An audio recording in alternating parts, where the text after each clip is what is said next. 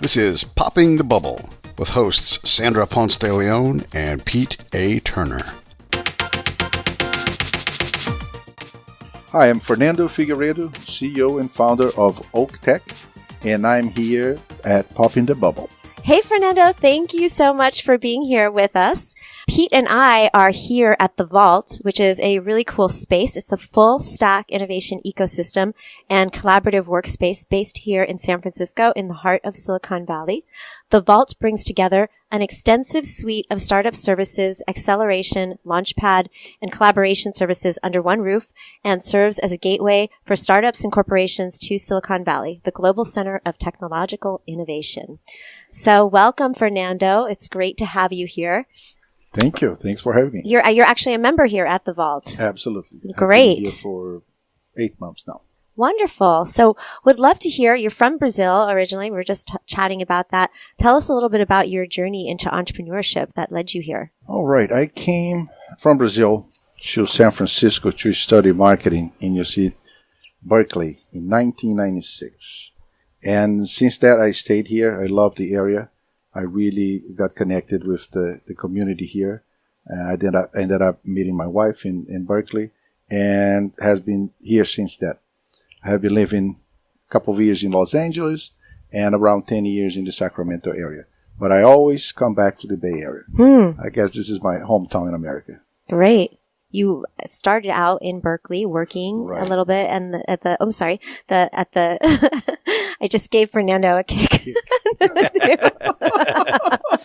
Sorry. It's getting fresh on the Popping the Bubble.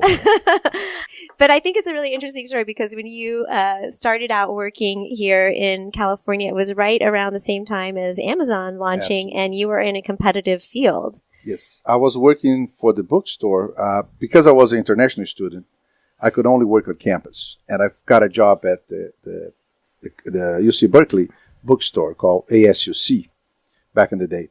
Was an interesting moment because when I first started, my English was pretty bad, so they put me to work in the back moving boxes back and forth.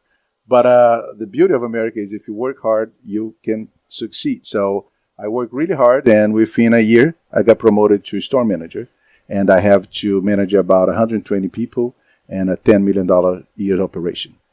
I remember specifically in 98, I went to talk to my director, Walter Day, who was a tremendous name in the textbook industry back in the day. He knew a lot about college bookstores.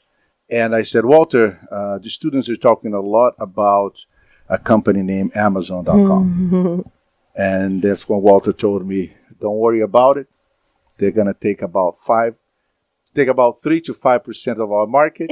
Wow. But we'll continue here. Uh-huh. So it's interesting. I went back 15 years after that, and the bookstore is no longer there. All that you have now is a desk, 2 computers, and a sign in the back of the desk. And the sign say Amazon.com. The UC Berkeley bookstore is no more. No. Wow. Everything is done online through Amazon.com. Right. So after that, I went to Los Angeles. I got married with my wife, and we went to Los Angeles. She's from there. And I work at a .com named YouBet.com. And that company used to do bettings, and you could watch the horse races and do betting online. And it was a very interesting product back in the day because you were not able to do that so easily. But you have on your computer, I think it was 25 horse races going on all day long, and you could place the bets right there. Then we came back again to the Bay Area. We moved to Davis, where I started my own bookstore. But at this point, this was about 2004.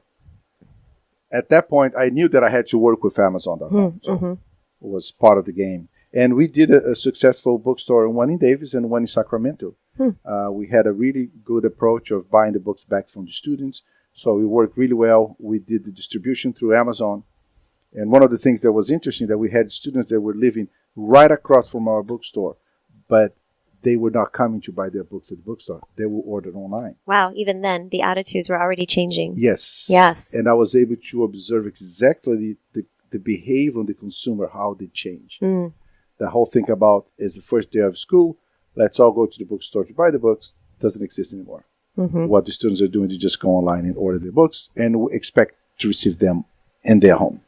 So after that, I had a export business where I was selling medical supplies to Brazil. Well, being originally from Brazil, I have a lot of network there. I had a lot of friends. They were doctors, and they couldn't get the product that they were looking for. And so I started this company named Vimex. I was representing 5 American companies in the Brazilian market. In 2016, the Brazilian government, through the Apex Brazil, which is the agency that promotes Brazilian companies all over the world, they asked me to come work for them at the San Francisco office. And so I was working for them for a couple of years, doing the opposite of what I was doing before, which was helping the Brazilian companies come to the U.S. And it was a very interesting job. I never worked for the government before. I had an interesting time there. I understand now really well how the government works. I think they do a fantastic job. After 2 years, I decided to go back to my own company, and that's when I started Oak Tech. And our idea is to bring companies outside of the U.S. to the U.S. market with the focus on their product first. During all these years, I have noticed that there is a misconception of how to come from one country, how to move from one country to another. And one of the things that companies do is they spend a lot of money on their first year worrying about the infrastructure, setting up an office, hiring people, hiring lawyers and accountants and consultants. But they don't even test their product before they come here. So our job at Oak Tech is to bring the product first, analyze, validate that product in the U.S. market, see who are the competitors, see who are the substitutes, take a look at the size of the market, position the product where it's supposed to be, do all the branding, the marketing, and then start selling. Wow. After that, then they are welcome to come here. Right. Then they will be able to come to the U.S. knowing exactly where they're getting themselves into, knowing exactly what the challenges that they're going to have. Do you have a specialization in a particular type of product that you bring to market? Because we are in Silicon Valley, most of our companies are tech companies. So how many companies have you brought to the U.S.? Today we have 12 customers. Got it. Yes. Very cool. And so you set up, you find the product market fit for them, Right. develop the branding, the messaging, the go-to-market strategy, the GTM. The GTM. then from there, they decide whether they want to actually come and have a headquarters or have an office place here. It's a soft landing for them. Got it. A lot of times they don't know about the market. They are very successful where they are, but they don't know about the U.S. market. They don't know how to do business here. Not necessarily their product is a bad product. No, it's we just need to adjust it how to do U.S. market and how to do business here, and that's the most difficult part. Right. What are some of the differences? I mean, what do you think is unique about the Silicon Valley market or the U.S. market versus Brazilian markets? I would say this: California market we are the 5th economy in the world. So as the market that the people are extremely, now the word coming in my mind in Portuguese, so I forgot the word in English. Say it in Portuguese. I bet Sandra can translate. Exigentes. Ever changing? Exigentes. No, demanding. Okay, Good enough. Good try. That was I put Sandra on the spot. That was not leveraging either my Spanish or Italian. That was just a but wild your overall guess. Latanness Yes. is what I was hoping for. Say it again. What's the word? exigentes. Exigentes. Exactly. And it means? Demanding. Demanding. Got it. So if you get your product tested and validated in California, it's good to the rest of the U.S. Okay? But in terms of the difference between the products in Brazil and U.S., it's all about the same. It's just what people are used to. Is the process different taking a product to market in Brazil versus the U.S.? Totally different. It is? Completely different. Okay. It is different. The execution is different, but the problems are the same. I see. And I'm not saying that. Who said that was the University of Harvard University. 2015, they have done a study that tells you what are the 5 challenges that companies have from going to one country to another. And it's exactly the same. Okay? If you remember all of them. The first one is the language. Right. The second one is the culture. Third one is the network. Fourth one is the laws. And the fifth one everybody thinks it's expensive. So those are the challenge. Right. If you're going from the U.S. to Brazil, or from Brazil to France, or from France to Italy, those are the problems. The way that you execute those in the United States are a lot simpler than in the Brazilian market. Brazil has a horrible infrastructure in terms of tax and also bureaucracy. And that makes it difficult for companies to do business there. So when they come here, they all worry about the bureaucracy, and I tell them, don't worry about that part. To open up a business is very simple. To close a business is very simple. Right. We got to worry about selling a product. Yeah. Everything else can be done. But the most important part is selling the product. But over there, no. Over there, it takes a lot longer just to open up a company. So it's a very complicated system. And do you help companies that want to open up offices in or take products to market in Brazil as well? Yes, I have done that in the past through VMAX. Now we are talking with a couple of VR companies that they want to go to the U.S. market, to the Brazilian market. Oh, okay. And it's an interesting thing because we are using the customer base that we have, because most of the companies are technology, and we are connecting them. Oh. So we are working with two VR companies that they want to go there, and we have a software company in Brazil they're interested in talking. So it's working well. Very, very cool. So let's talk about some of these companies that you're bringing to market here in the U.S. Do you have any favorites, any ones that that are doing some interesting things? Yes. You're talking about our clients? Or your clients, just, yeah. Okay. Can mention a few of them. Open the Door. Okay, that one is it's not a tech company, it's a service company. They are in the advertising business.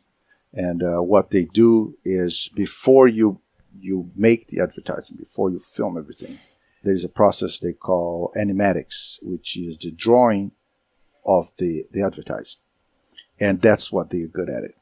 Is that like the storyboard? The storyboard, yeah, Oh, exactly. okay. Yes. The storyboard. Got it. But the okay. animatics is the tool that they use to make the drawings. So it's done in 2D, but if you look at it, it looks like it's 3D. That's how good they are. And they have a few customers outside of Brazil, I think in UK and Italy. And I won here in San Francisco, Pereira Odell, which is a big advertising company. Yeah, I'm familiar with them. They came here. They tried a little bit in Los Angeles, but they didn't do well. And then they hired us to bring them to San Francisco. And we ended up bringing them here. Again, we go through the entire process of let's evaluate what you guys are good at it. Let's see what's your weakness. Let's work on that. They are here now. They opened up an office in Sacramento because the business is everywhere in the U.S. It can be San Francisco, Los Angeles. They thought Sacramento would be a better spot, geographically speaking. But they're increasing their clientele here in the U.S. And they have a really cool, like I said, way of doing the animatics that the customers here, the advertising agents got impressed with the quality of their work. Cool. Another one is Viceri. Viceri is a software company in Brazil. They got about, I think, 150 to 200 employees there, all developers. They had developed 3 startups they want to bring in here. One of them, which is the one that we're trying to. We're starting with the first one, which we think has the best option of coming to the West. So we go starting with 3. We eliminated 2, and we got this one is the one that we think, and has to do with emeritus in the company. So instead of in the end of the year when you go do your evaluation of the employee and you check and see what the employee has done well and not and what needs to be worked, instead of doing that, they develop an app with a platform that you can do that on a weekly basis, monthly basis. So you don't need to wait until the end of the year to go through the employee evaluation. Interesting. I was going to ask you, as a guy that has been around, and you talk about the cultural part, that's a big thing of what I do. How does a company, it's easy to say culture, right? But what the hell does that even mean, right? You ask people and they define it differently. So how did you help a company even begin to understand, like just even like the culture between Northern California and Southern California, you know, Nevada, drastically different. So what the heck does that mean? There is a way of doing business in Brazil, and there is a way of doing business in America. And that's the difference that we try to minimize in order for them to understand. Let me give you an example. A regular business meeting in America. You got to come in. You got to have a 2-3 minute or 5 minute chat about the weather, about the giants, about something, and after This that, is true, yes. you go straight to business. Right. You got to be prepared to answer questions. Yeah. Because time means money, and people are busy, and they don't want to waste time with you. How do you do that in Brazil? It's a much longer conversation. Yeah. It's not directly to the point, and it's people trying to know each other before they even talk business. Interesting. So if we are in a business situation, we got to come here, we're going to talk very generic about our products and what our needs and what we're looking for, but we're not going to go specific. We're not talking a cost, we're not talking money, nothing that on the first meeting. And if we like what we did, then we set up another meeting, and then we may talk about business, about money. Why do you think that is? Is that a trust issue? No, I don't think or so. people or Brazilians just like to do business with people they know and are friends That's with? I see. about that. Okay. They want to know you first, and if they like you, they'll do business with you. Not that And I they're think- afraid you're going to steal their product. No. I think in America it's more like, I don't need to like you. If your product's good, I will buy it. Yeah. So I imagine that happens a lot over drinks and lunches and things like that. Absolutely, yes. There's a thing where, like, in the U.S. we have a food pyramid. We're always kind of trying to figure out what to eat and everything. Right. But Brazil has one too. And so ours is always like, avoid grains and avoid, these kinds of things, but eat more of this. Yours is more about sit down with family, have a conversation, and it's like the pace of eating is slowed down, which actually is brilliant because we all eat so fast that we overeat and our body doesn't have time to even tell us, hey, fatty, quit eating. You had Suffer enough. from the same problem. Yeah, you had enough 1,000 hours. You guys might talk and eat too long, but it was more about the fellowship of eating together made for better and healthier choices, So it's just a different way of looking at how you guys do things. It sounds like the business part is a little bit more like that too, where you get to know the person you're dealing with. Right. And I think it takes longer. It takes a little bit time to understand the other part and them to do business with, which it's a great analogy that you did with the lunch, because, yes, that's how it works. By law, in Brazil, you have to have 1 hour for lunch. Yeah. You have to. There's Wow. no option. Uh-huh. And the U.S. is like, well, if I have time, I would do Why don't it, we but- work and eat? We always there you go. we eat at our desks. Yeah. We have food brought in so you guys can just, no, we'll Never bring it leave. right to your desk. Right, exactly. Right to you. I'm curious as to what's hot right now in the Brazilian. I mean, I know you specialize in bringing products to market here in the U.S., but hey everyone, this is Sandra from Popping the Bubble, and we're coming to you from the Vault in San Francisco. What's the vault? Well, thank you for asking, Pete. The Vault is a full-stack innovation ecosystem and collaborative workspace. Full stack innovation, ecosystem, collaborative work. That sounds super techy. Well, you're right there, Pete. Full stack means that in addition to being a great place to collaborate and network for startups, the Vault has a full suite of startup advisory services, such as fundraising help, legal, IP, and marketing services. Let's also mention how the Vault works with corporations through Viz, the Vault Innovation Services, and VIA, which is the Vault Innovation Academy, which also offers courses in developing innovation at scale.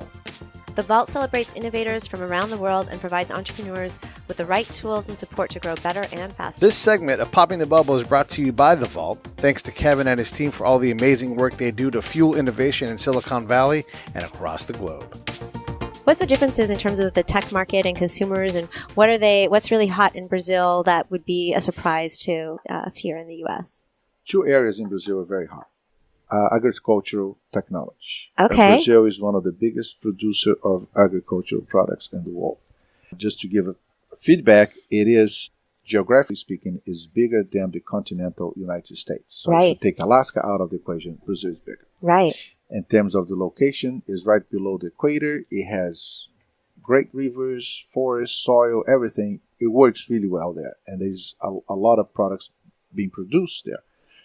The only 2 countries in the world that are the top 3 producers of the top 15 products, agricultural products in the world, are the U.S. and Brazil. Mm. So with the farms, it comes a lot of problems. And therefore, they create solutions for that. Mm-hmm. So the agri-tech business is booming in Brazil. Mm-hmm. And the fintech business. Historically speaking, Brazil had a lot of problems with the economy. Even though it's the 8th economy in the world, it still has a lot of economic problems. And the banks are all involved, the governments are involved, and that creates a very difficult banking system, which create problems, which also generate solutions. So the fintechs in Brazil are very strong. They do an excellent job. Interesting. Yeah. What about blockchain? They wanted to come here to learn more about it. Okay. Yes, Okay. yes. So it's still a new emerging market there. Yes, yes. A lot of the technology, new technologies, blockchain, design thinking, a lot of this, they're coming here to learn artificial intelligence, big data. They're coming here to learn and go back and do it. But one thing I can tell about Brazilians, from being one and also for watching them now that I'm living in America and seeing how it goes over there, they're extremely hardworking, they're extremely creative, and also they have the ability to socialize with anybody in the company, from the CEO to the person, the receptionist, everybody. So, and that help us a lot in terms of doing business. Right. And I see a lot of creative stuff coming out from there. Okay, and that's what I think it's interesting. And I'll give you 2 examples of this. Okay. Going back to the agricultural area, there's a company named Bov Control. Comes from bovine control. And they have a platform where you can enter all the information about the cattle. As of now, they have about 45,000 farms all over the world entering everyday information about their cows. Right. With that information, they want to be able to track down where your food is coming from. So you'll be able to go to the supermarket, scan your filet mignon with your cell phone, and find out that the name of that cow was, I don't know, whatever the name of the cow. Rosa May. Rosa May. Aw, little Rosa May. Oh, she's big. I was thinking Rosie, so it's not Rosie May. So Rosie May was born at this date, died at this age. It has those disease, was treated with this medication. Her mom was so-and-so, her dad was so-and-so. So you know everything about that. Yeah, so tracking your food back to the source. Right. And the other thing what I thought was fascinating is they got an agreement with NASA that will provide information about where the cows at the farm, if they can expand or not. I think this is nice because they can say, hey, you have a farm here in middle of California and Salinas, let's be more specific, and you can grow 25% of your cows because you have space for that. And based on the weather of the last studies that they're doing, whatever, last 100 years, you're going to have water for those. You're going to have pastures. You're going to be fine. Or they can say, you know what? You got 200 cows on your farm and you got to get rid of 50 because they are not eating what they need to eat. And the weather is not going to help. You won't be able to grow more. In that case, you can tell based on information from NASA if you should grow your area, if you can buy more cows, or if you should buy more land, or you should sell some of your cows. I think it's fascinating. So this is taking information, satellite information? Yes. Ah, got it. They can determine where the farm is, and based on the weather information they have, they advise on what to do. Kind of sounds like an application of, we had a conversation with Spire Global, the satellite company. Yeah.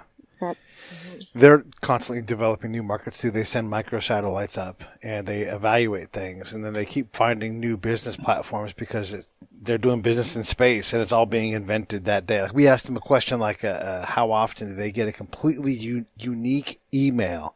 Like this combination of words has never been written in the history of mankind because the problem is completely unique. And does anyone do this? And they're like, we do.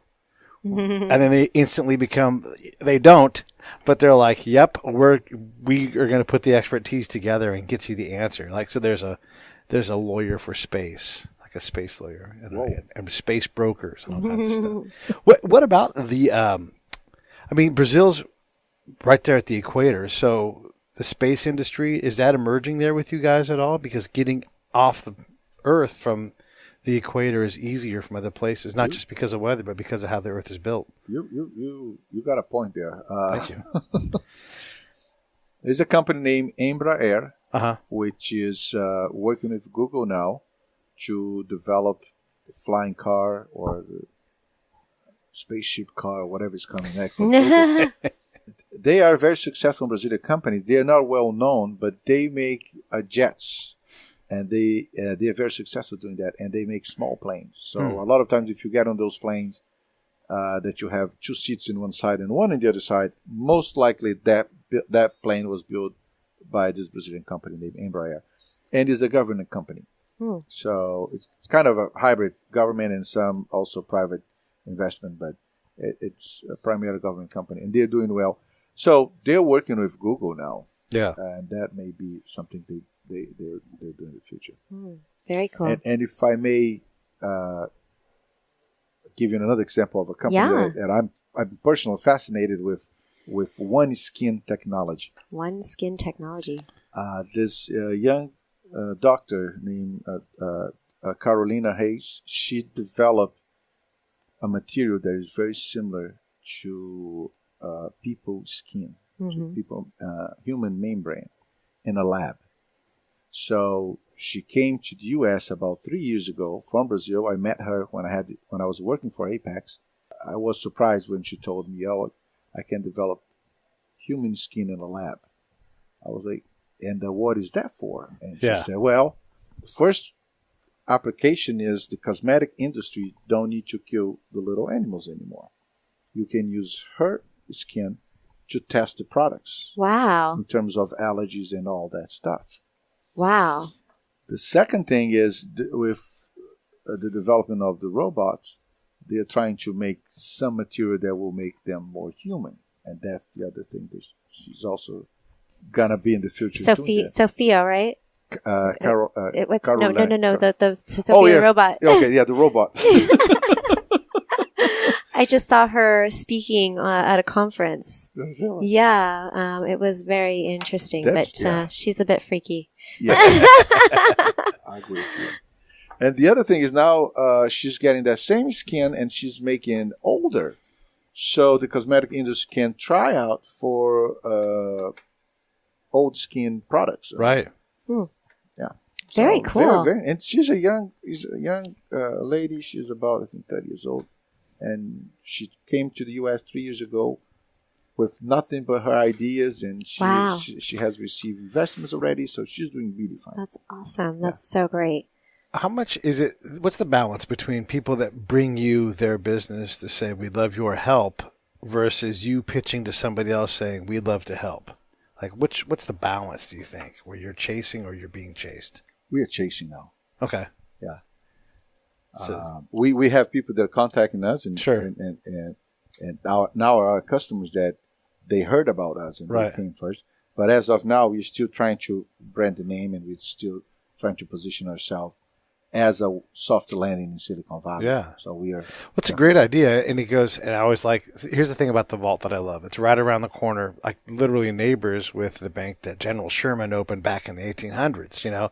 And we're about to interview a guy that talked about the Pony Express and all of the things that happened. And there were so many people that knew the landscape. If you wanted to move stuff from the Missouri out to California or anywhere in between, the government couldn't do it. Like it was dudes that had oxen and carts, and they're like, "That's going to cost you $10,000." And they're like, $10,000. They're like, "I'll start this again. That's going to cost you $10,000," because they knew.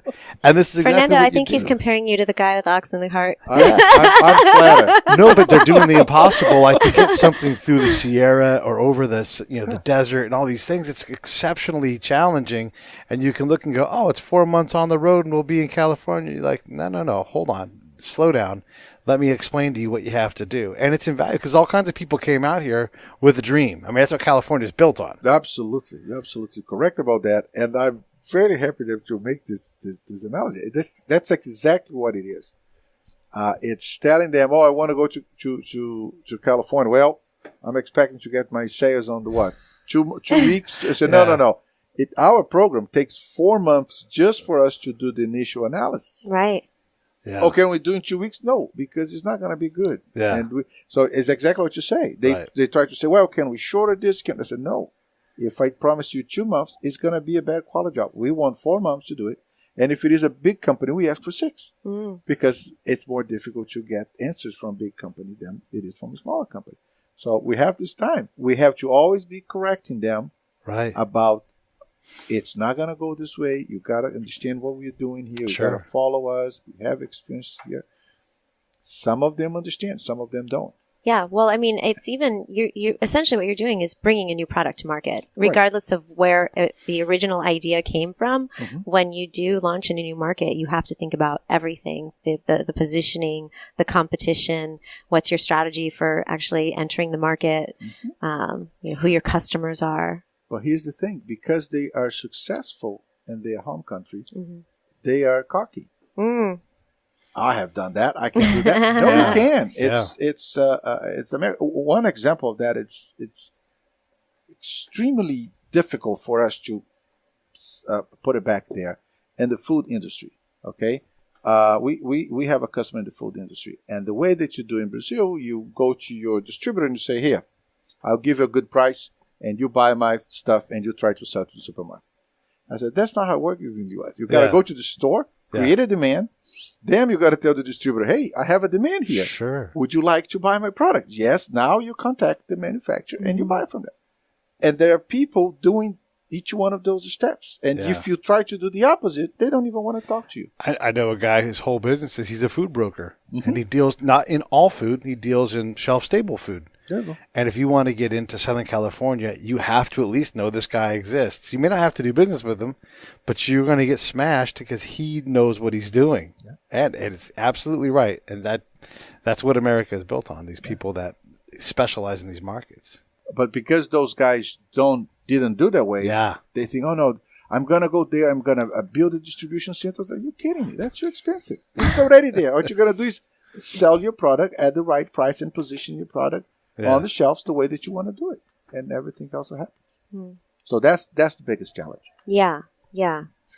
Well, it's definitely a super interesting business that you're in, and really great that you're able to apply all of your insights from having worked here and being a Brazilian, and you just have a very unique perspective. So what a great value that you provide to these companies. I joke with my wife. She's American. She's from LA, and I joke with her that I left Brazil 22 years ago. I was 25 years old. So I'm on the merge of becoming more American than Brazilian. But you can take the boy from Brazil, but you can never take Brazil from the boy. Yes, right. Yeah, So absolutely. it's something that is always with me. That's great. Well, Fernando, is there anything else that we didn't get a chance to cover that you wanted to talk about? I think there are great opportunities from companies from all over the world to come to the United States. There's a great market here. Americans love to do business. Consumers in California love to know about new products, stuff that's healthier, that it's better for their lives. It's going to make their work easier. So there's a lot of creative people outside of the U.S. They can definitely provide that information and bring it here. And that's what we do. I joke with people and I say, my job is to find talents in Brazil and bring them here. And they ask me, why is that Oak Tech? I said, because we are the three of technology in the desert of Silicon Valley.